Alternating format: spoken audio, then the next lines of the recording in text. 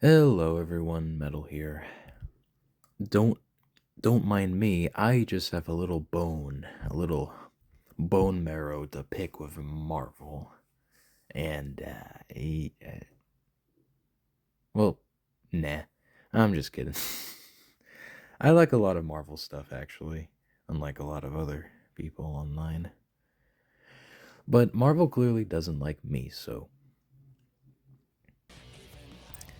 I'm just gonna give you guys a history lesson on a little movie called No Way Home. And it involves Spider-Man, and it involves him finally growing into his character. And there you go. That's No Way Home. Multiverse story. You all know what No Way Home is. I'm not going to bore you with the details, but to start, I'll briefly sum up my thoughts and feelings for the film, or I guess the Home trilogy and stuff, because, well, I genuinely do like these films. I am a casual fan of Spider Man. Not a big fan of him anymore, at the very least. Like, I know that's balderdash, like saying, because, oh, a lot of other people extremely like Spider Man so much, and I'm like, uh, not me. I. I'm not that big of a fan of Spider Man, but I still like him. I still like him. I read some of his comic arcs, love him. He's a very great Marvel character. It's just that I think other characters are better, in my opinion, that I personally like, but to each their own. And I love how many interpretations that he has with the Amazing series, the Friendly Neighborhood series, and the Home trilogy. And honestly, it's really interesting that we have three Spider-Men, different types of Spider-Man, in different circumstances and in movies and universes and stuff. I will always get a kick out of that. And that is going to be the main topic of this video today. I had to go on a little tangent there to get you guys up to speed, because when I saw this article, I just was baffled, to say the least. I I I was absolutely angry. So let's talk about it. You you Spider-Man fans know who Scorpion is, and I'm very proud of all of you for having that knowledge. I'm very proud. To give some of the love that he deserves, I'm gonna just talk about him and why Scorpion is quite possibly one of the most underrated and most overlooked Spider-Man villains ever, you know? So I'm begging y'all. I'm at my knees here. I'm begging y'all to give him the love that he deserves, especially after apparently he has been cut in Spider-Man 4. Oh gosh darn it, Sony. Before talking about the Home trilogy, let's discuss who the man, the arachnid, the myth truly is.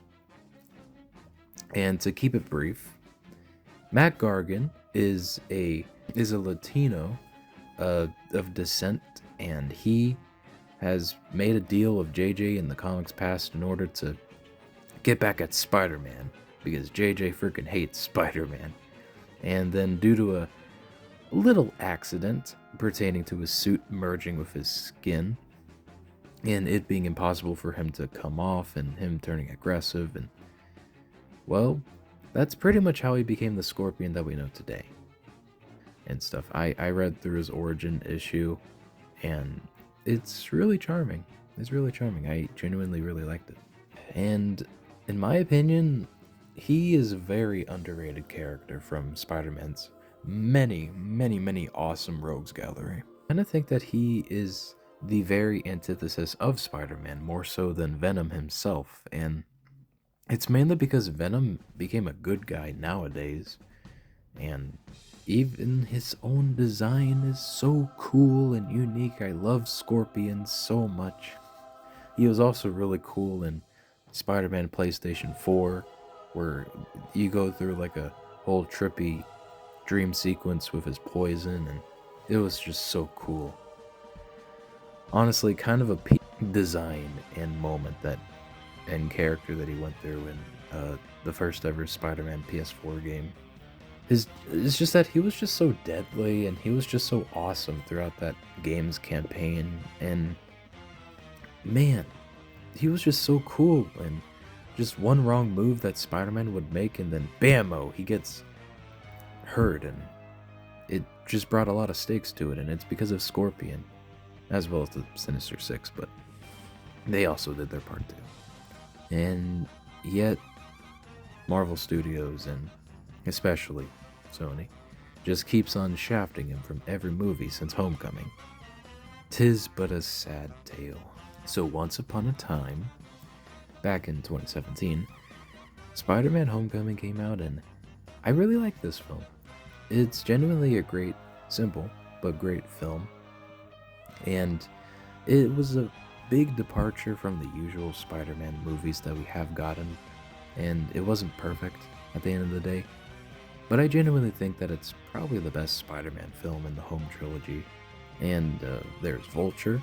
Vulture was a great villain, and he had a family theme to him, and he had also a scary and sinister plan to sell his stuff to the black market in order to support his family because he was ousted by the DoD. It's great. I love Vulture. Probably the best villain in the entire trilogy. Furthermore, Spider-Man, aka Tom Holland, aka Peter Parker, himself started off this film as a really cool and really pretty experienced Spider-Man in his field. Not that he were to get the suit yet, until Tony gave it to him. But with a few hiccups along the way, in all honesty, I genuinely think that Tom Holland's Spider-Man is actually a really interesting Spider-Man that we've gotten. I will admit, a lot of the loser-esque dynamic with him throughout these films is kind of grown old, and I hope that he becomes more serious as Spider-Man 4 comes around, but all in all, it's not too bad. Unlike a lot of other Spider-Man fans that doesn't really vibe to these trilogy and stuff, but anywho, my personal favorite scene in the film is when he had the chance to get with a freaking Latina. Oh my gosh. But he chooses not to. And I feel so bad for him. But that's Peter Luck for you. So. But here's the thing. After the film ended, we got to see the post-credits scene of the film, where we see Matt Gargon for the first time ever in live action, aka Scorpion, interact with Vulture, aka Michael Keaton. I'm saying a lot of aka. And, like, we got to see Matt Gargon, aka Scorpion, interact with Vulture in prison. And at the time, I actually was kind of confused as to who this was at first. And kind of hesitant that if this was the official Scorpion. But when I Googled it, afterwards, when I saw the film, it was Matt Gargon. If you're wondering why I Googled it and didn't have a clue about what it was, I was a clueless child. I was very, very clueless back in the day. I was, and I'm still am a massive Scorpion fan. And when I saw him, oh my god, I was so excited to see what they're going to do with him in these movies. So much, man. And fun fact, I'm such a massive Scorpion fan that the first ever Spider-Man comic that I saw as a kid was a one-shot comic of Spider-Man taking care of his aunt while Scorpion was trying to assassinate him. He was the first ever Spider-Man villain that I was ever introduced to. It's very special to me, man, and you could see how much excitement just oozed off of me when I saw him. So I was just very excited to see Vulture and potentially Scorpion mess things up in the home trilogy's very own Sinister Six film. Ooh, ooh, those were the days. Or it's just him being a solo villain in a grounded film. But as we will soon see, that sadly never came to be. As 2019 rolled around, we got Far From Home, and it was straight out of the hype of Endgame. And we saw Peter and his friends take a trip to Italy. Yeah! Grazie! Yeah! I wonder if people are gonna pick up on that joke. Anywho, Mysterio was a great villain. Spider-Man himself sadly wasn't as compelling as how he was in Homecoming to me, just a little bit. But I didn't mind it. I found it actually very nice that he doesn't spin his choices to be like Iron Man in the end, and he makes his own suit. I thought that the new setting was very different, and I thought that a lot of the stuff in this movie was pretty funny, oddly enough. And Mysterio was a big highlight for that. And honestly, Far From Home to me isn't really that bad of a Spider-Man film, as most fans would say that it is. But when it came to Scorpion, he was nowhere to be seen. Not even a post-credit scene. But hey, it's all good. It's all good. I don't mind this. Because they're probably going to save him up by recruiting other villains in this trilogy and potentially this franchise to finally make a Sinister Six film, as I thought. Also, Scorpion showed up in one movie, so that's all well and good. Surely he'll show up in the next one, and then maybe in a post-credit scene or cameo that he'll be able to shine. Finally!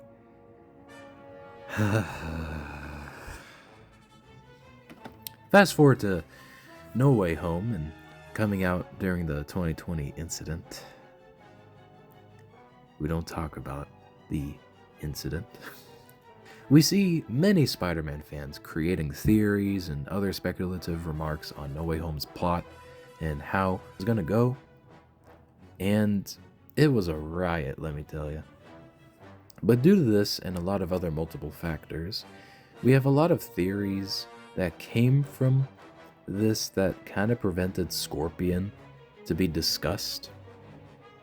And back in the day when I did go through those theories and really relished in the fandom back in the day, it kind of made me sad that Scorpion was just left out most of these theories. A lot of people did mention him, but that was mostly the minority.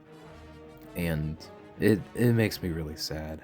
Like, Scorpion deserves more love and respect, Spider-Man fans. Anyway, so when it came to December of 2021, we saw the gosh darn film, and all of our speculation and hype and theories almost came true. Oh my god, yeah! Oh yeah, every Spider-Man fan was jumping out of their seat in the theaters. Oh my gosh, I'll always remember the hype that I felt in my own local theater when the 3 Spider-Men came out, and and then we saw almost every villain from each of the other films from each universe, and oh my gosh, is that Daredevil? Oh! Yeah, time to get back on track. I just freaking adore it. Ooh. No Way Home is criticized to death today, but I still love this film so much. Probably due to somewhat nostalgia. Yeah, should I be able to say that? Is this film nostalgic to me? Nah, nostalgia just gets thrown around everywhere. I'm not going to add to that. I'll always never forget about my theater and me and my family being so hyped about what this film was and just seeing so many childhood dreams come true. And I will never squander anyone's dreams for any sarcastic means. If you like this film, good on you. That's great. I also liked it too. The film has a lot of flaws, but I still enjoy it, even to this day. So, I don't really care. I say all of this because ultimately, thinking back, I understand why Scorpion didn't really show up in this one and was also not in this film, as well as Mysterio was cut from this film, oddly enough. But yet again, he wasn't even shown in this film, both of them, and that's fine. That's totally fine. Yep. But I personally find it so weird that they just set him up so early in Homecoming that we never truly get to see Scorpion again. And it sucks because the next film after this one is is More billion high fives to you, my good sir. Woo, yeah, baby. I love Morbius. I freaking love vampires, Charlie. I love Morbius. No, no, no, no, I can't say that seriously. Morbius is a freaking silly string. Morbius is a silly string, and I don't like it. I didn't even finish the film. I just did not like it that much. I rarely say this about any film, but I just didn't finish it. I legit just couldn't stomach finishing it. I believe the only things that I remember is Morbius fighting another Morbius, and maybe some underpaid animators animating scenes here. Respect animators, please. I'm begging you. But there was also a part of the film that really, really made me and the fans quite angry. The post-credit scene of this film. It started with Vulture. Out of nowhere, coming into Morbius's world. And why? Why does Vulture just show up with Morbius after the events of No Way Home and Venom? And why? Like, we see Venom in Let There Be Carnage to be transported to No Way Home, and in that post-credit scene, he's transported back because they're like, nah, frick this, we don't want Venom. And then a piece of him has fallen into the head, and we haven't even gotten to the main. And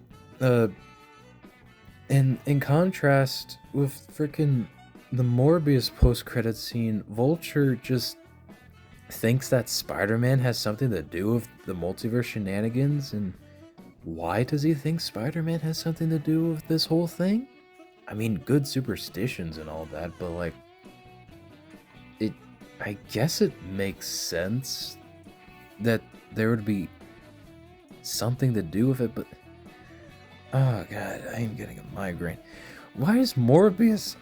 But here's the thing, Morbius doesn't freaking know who Vulture is in this film, and yet he doesn't even know Spider-Man, let alone Vulture, and he's all like, yes, interesting.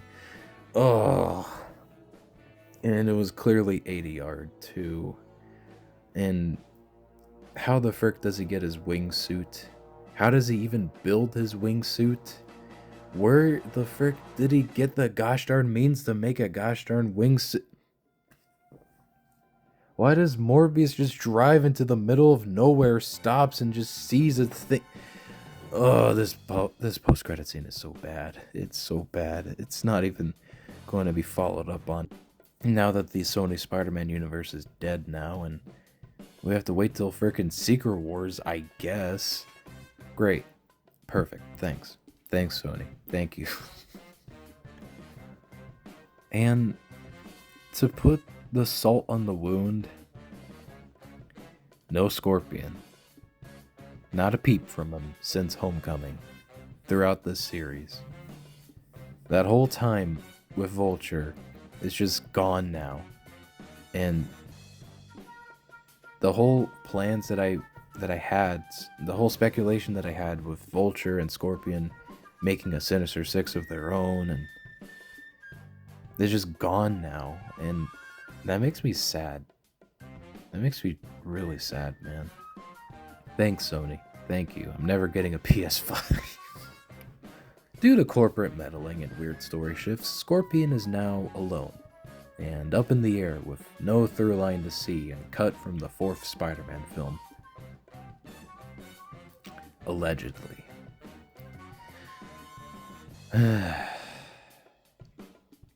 I've been really scared about what Sony is going to do with Spider-Man 4, given the countless articles surrounding that film's original script supposedly being brought out and leaked.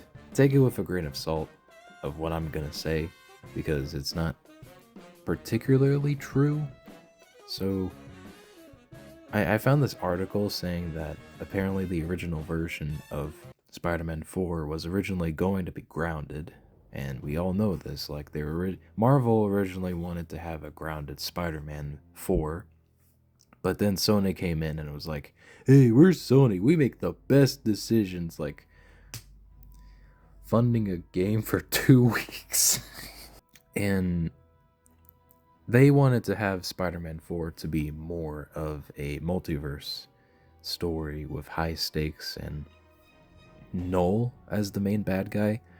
And judging what this universe is going through, I feel like that we're going to have yet another multiverse story in Spider-Man 4, because with the rumors and speculation about the script, it basically said that, from the New York Times, that a lot of characters were cut in Spider-Man 4 in the original version of it, like Daredevil, Kingpin, Shocker, and Mother Heckin' Scorpion. 2 to the 3 films essentially never really showed him, and why are you doing this to my boys, Sony? Come on, Sony. He's literally being played by Michael frickin' Mando. The frickin' gosh darn, whoa! That was tight guy. And you do nothing with him? For almost 10 straight years at this point? Thanks, I'm not getting a PS4 now. As you all can see, I feel like that they showed him way too early in Homecoming, and since they didn't plan for him in any of the future films, we don't get to see him in action, or wear the gosh darn suit. I really cannot understand why, other than that he doesn't fit the stories that they were going for. But that just makes me really sad, you know? And also, speaking of, since Spider-Man 4 is going to be more multiversal centered, probably, allegedly, maybe, he's not gonna show up there. Or if he does, then he's not gonna do much compared to Noel and the symbiotes being the driving force, and just more Sony freaking meddling that I really, really despise, man. Like, oh my gosh.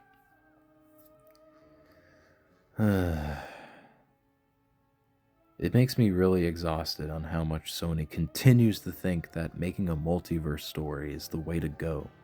Newsflash, you can't recreate lightning in a bottle from No Way Home. And it's never going to happen again, Sony! And with no Scorpion, is essentially going to gosh darn be yet another gosh darn No Way Home by the looks of it.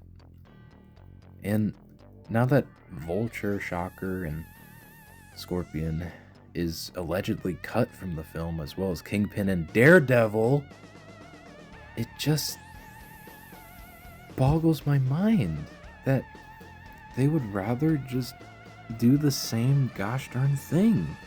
Or not. We don't know. It's not out yet. I could be wrong. It hasn't come out yet, but I'm still upset, man. Like, when I saw this article, it made me really angry that I just facepalmed over and over again. Sony, why are you like this? I want to know. I want to know why you're like this.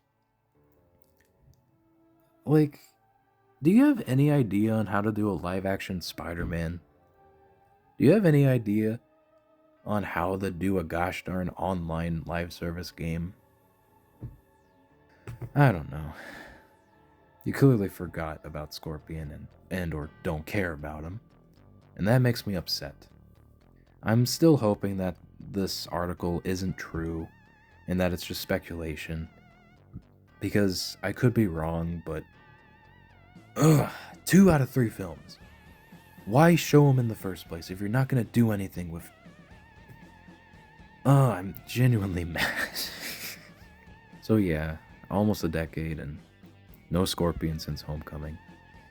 Yeah, I cannot believe that. I cannot understand how Scorpion is like the coolest Spider-Man character and or villain, and yet in most ways people, mostly Sony, just don't like him as much as Venom or even Green Goblin.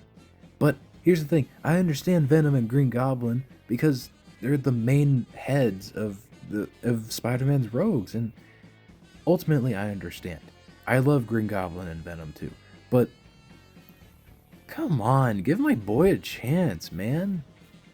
He's played by freaking Michael Mando, the druggy guy from the funny freaking show ever. Michael freaking Mando, Sony. And Sony, me and the other Scorpion fans are gonna come after you when and if you don't bring him back in Spider-Man 4 or the new Home trilogy. We're coming after you. Anyways, what do you guys think of Scorpion? Let me know about him, and you can also mention what your favorite Spider-Man villain is and stuff. Hopefully he makes it. I'm still holding out the hope that Scorpion will show up in the future. It's only a matter of time. Moving on, here are your daily video, comic, and movie recommendations from awesome indie studios and indie peeps out there across the world, and I think you're gonna like them. This is Metal Silver, signing off. Also, warning, don't actually play with real life scorpions. They are very dangerous and they can poison you. So. Okay, goodbye, y'all.